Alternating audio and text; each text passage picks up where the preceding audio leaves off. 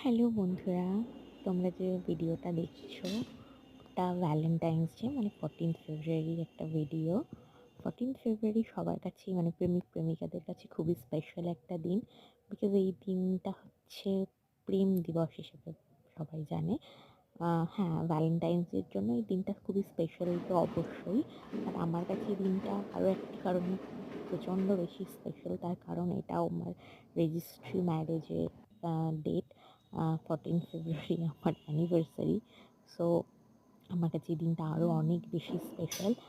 আর এই অ্যানিভার্সারির গিফট হিসেবে আমার ফ্রেন্ড আমাকে ক্যান্ডেল লাইট ডিনারে নিয়ে গিয়েছিল।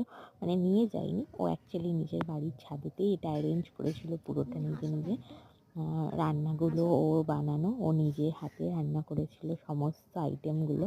সব বিশ্বাস করো, সমস্ত আইটেমগুলো খুবই টেস্টি হয়েছিল খেতে, খুব সুন্দর রান্না করে।